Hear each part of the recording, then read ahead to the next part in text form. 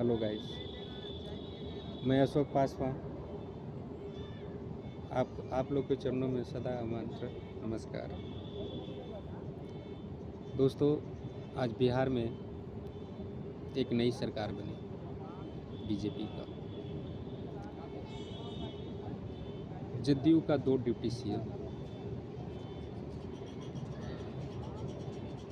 BJP का CM माननीय सम्राट चौधरी को सीएम बनाए बीजेपी ने। चलिए, दिक्कत वो चीज़ का हमें नहीं है। हर कोई पार्टी चाहता है कि हम किसी के क्रस में रह कर के हम सत्ता को हिस्सेदारी नहीं करें। उनकी सीट भी ज़्यादा थी, उनकी हक भी था कि बिहार में बीजेपी का ही सरकार रहे, क्योंकि हर किसी को हक होता है। लेकिन बहुत अजीब सी दास्तान, इसमें ट्वीट कुछ अलग ही आया बिहार का। जो बीजेपी सरकार बिहार में बनाने तो बनाती है, लेकिन खुद उनके पार्टी का लोग उनसे नाखुश है, खुश नहीं है। कैसी ऐसी सरकार बनाए? अभी तो शुरुआत की दौर है, आगे कैसे चलेगा? अरे, बिहार की सरकार के ऐसे इंसान को सुनना चाहिए था, बीजेपी को, जो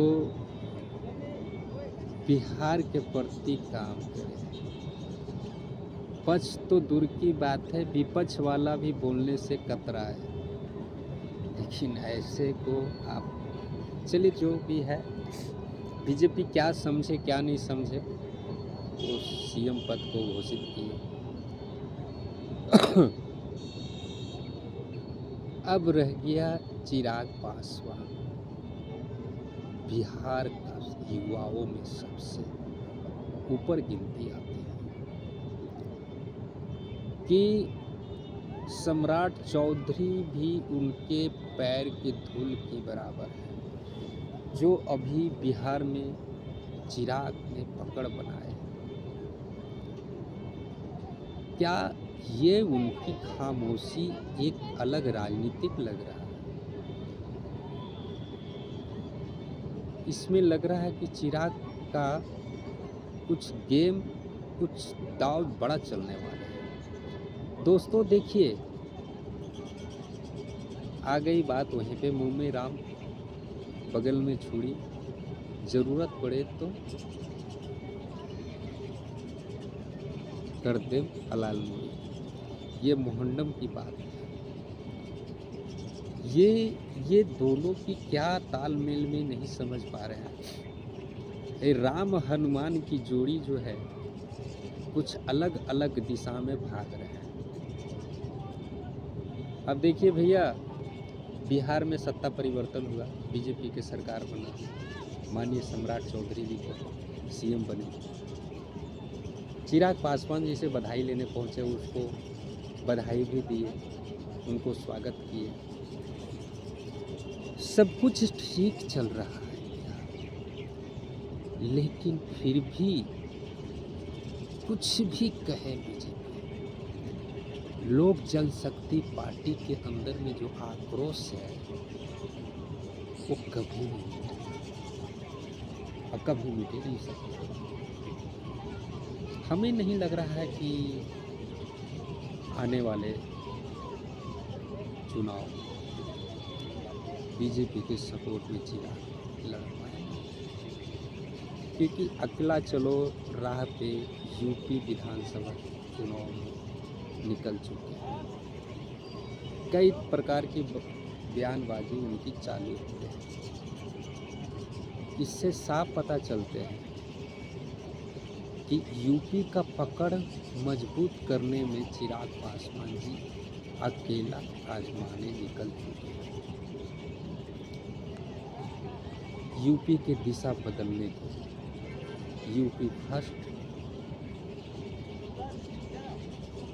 यूपी वाले,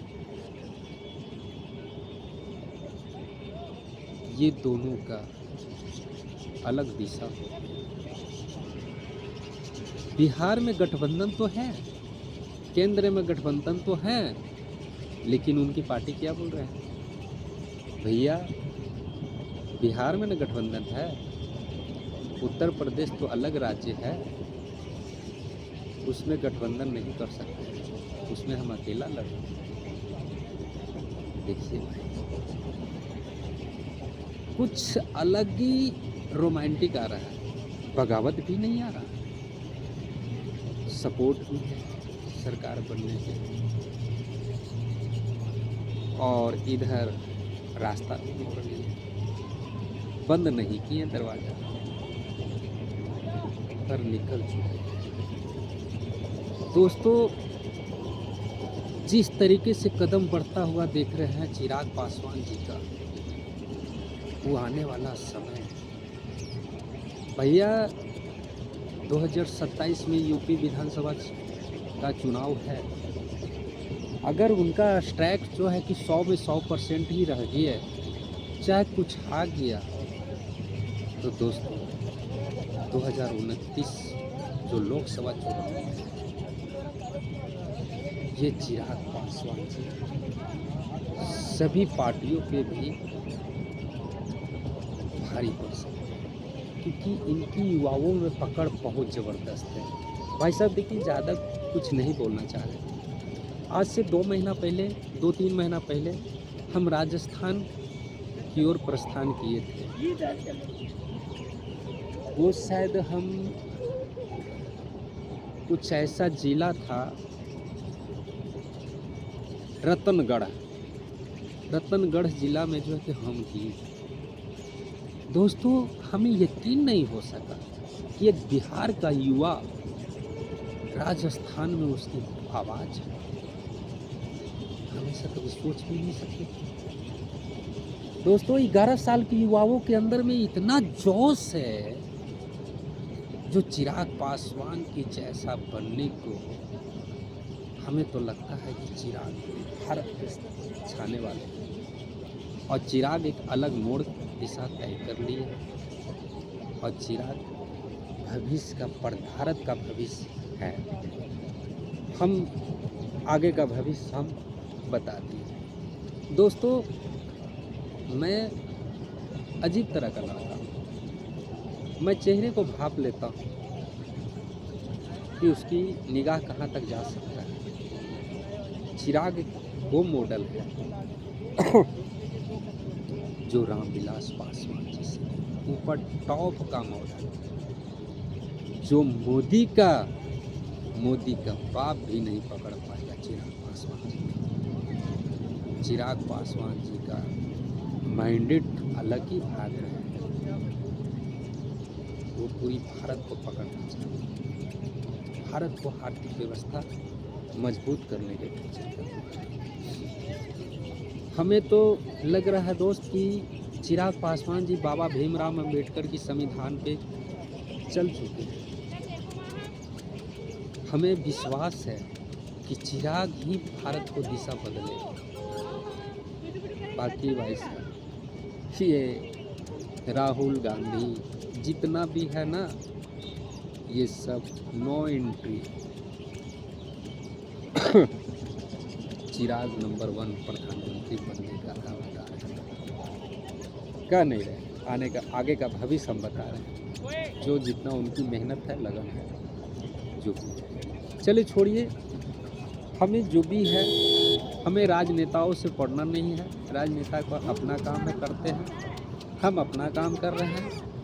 हम शिक्षा और रोजगार के प्रति जो भी जिनकी भी सरकार रहेगा, उनसे हम हक लेने का काम करेंगे, और सरकार से यही मेरी लड़ाई है। और किसी की भी सरकार रहेगा, शिक्षा और रोजगार का हमें लड़ना अनिवार्य है। और हम चाहेंगे कि हर पूरे भारत में शिक्षा और रोजगार जल्द से जल्द उपलब्ध करवाएं। जिनकी भी सरकार बनी, हमें उनसे हमें शिक्षा और रोजगार सही मिलना चाहिए। बस और कुछ नहीं कहना चाहते, अपनी वाणी को विराम देना चाहते हैं। और मानिए नरेंद्र मोदी जी, आपकी सरकार है, आप जिसको मर्जी उनको बना सकते हैं, उनको उससे कोई नहीं। लेकिन आप ये समझ लीजिए कि इंसान का कर्तव्य है इंसान का धर्म निभाना और इंसानों का बात को समझना, ये नहीं कि अपने आप चलाना। ये तो मोदी जी, ये तो हो गया मैं राजा हूँ, मेरी मर्जी से ये देश चलेगा। ये तो स्वतंत्रता नहीं है, ये स्वतंत्र सेनानी सेना का जो है कि ये नहीं, ये क्या है, सुशासन राज। हम शासन करेंगे, जो मेरे तरफ रहेगा,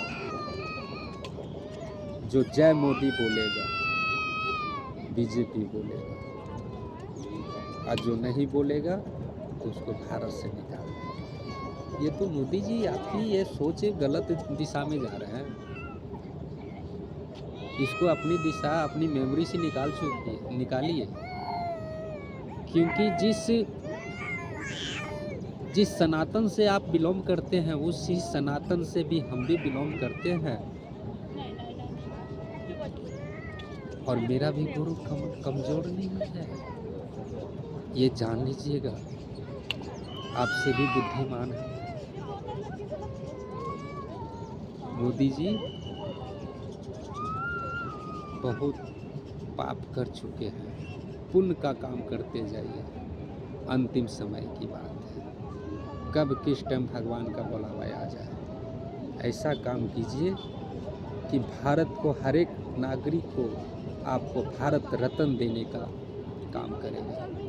हर एक नागरिक कहेगा कि नए प्रधानमंत्री जी को भारत रत्न मिलना चाहिए, क्योंकि शिक्षा और रोजगार सबसे कमजोरी है।